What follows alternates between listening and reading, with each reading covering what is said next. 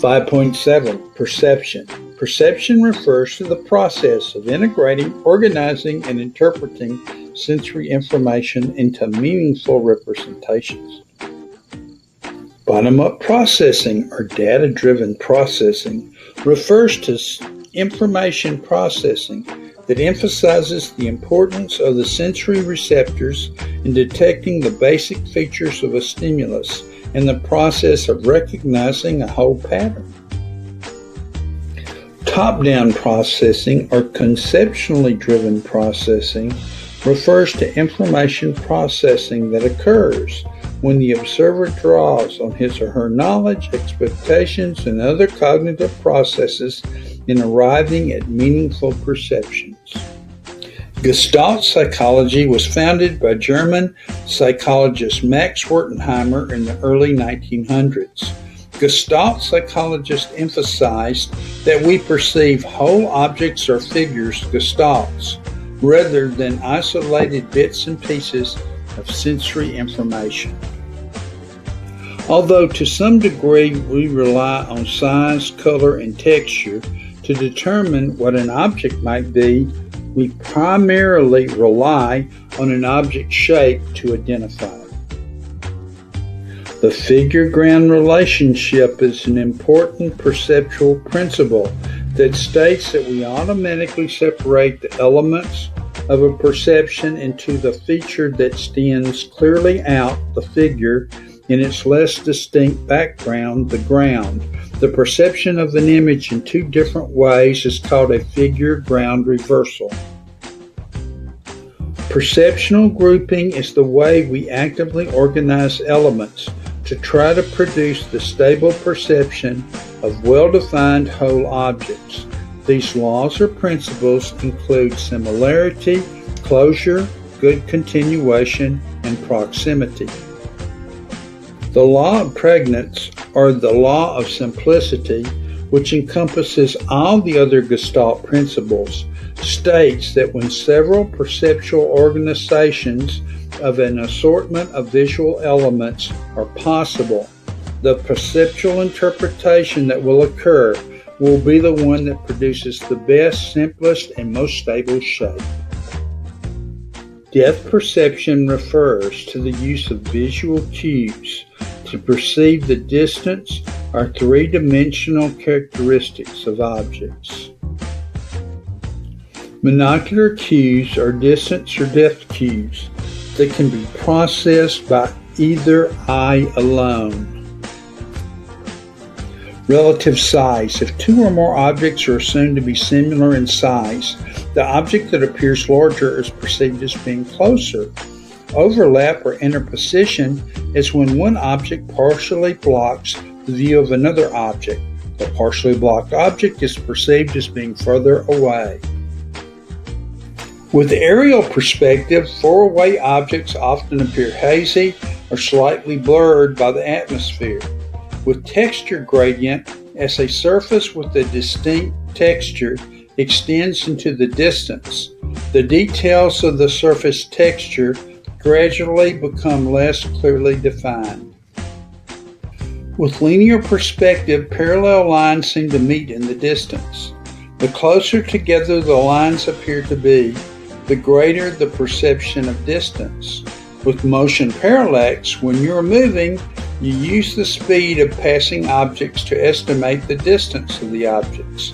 Nearby objects seem to sit by faster than do distant objects. When monocular cues are used by an artist to create the perception of distance, they are called pictorial cues. Accommodation, another monocular cue, utilizes information about the changes in the shape of the lens of the eye to help us estimate distance. Binocular cues for distance or depth perception require information from both eyes. Convergence is the degree to which muscles rotate your eyes to focus on an object. Binocular disparity occurs because our eyes are set a couple of inches apart, causing a slightly different image of an object to be cast on the retina of each eye. A stereogram is a picture that uses the principle of binocular disparity to create the perception of a three-dimensional image. As we follow a moving object with our gaze, the image of the object moves across the retina. We compare the moving object to the background, which is usually stationary. When the retinal image of an object enlarges, we perceive the object is moving towards us. Our perception of its speed is based on our estimate of the object's rate of enlargement. First studied by Gestalt psychologist Carl Dunker in the 1920s, induced motion is the illusion of motion that occurs because we have a strong tendency to assume that the background is stationary. Stroboscopic motion, another illusion of apparent motion, was first studied by Gestalt psychologist Max Wertheimer in the 1900s. It occurs when a light briefly flashes at one location, followed about a tenth of a second later by another light briefly flashing at a second location. The perception of smooth movements in a movie is also due to stroboscopic motion. Perceptual constancy is the tendency to perceive objects, especially familiar objects, as constant and unchanging despite senses and sensory input. Size constancy is the perception that an object remains the same size despite its changing image on the retina. If the retinal image of an object does not change, but the perception of its distance increases, the object is perceived as larger. Shape constancy is the tendency to perceive familiar objects as having a fixed shape regardless of the image they cast on our retinas. A perceptual illusion is the misperception of the true characteristics of an object or an image. The moon illusion involves the misperception that the moon is larger when it is on the horizon than when it is directly overhead. The retinal size of the full moon is the same in all positions. If you watch the moon rise from the horizon to the night sky, however, it does appear to shrink in size. Perceptual illusions underscore the fact that what we see is not merely a simple reflection of the world, but rather our subjective perceptual interpretation of it. Past experiences often predispose us to perceive a situation in a particular way, even though other perceptions are possible.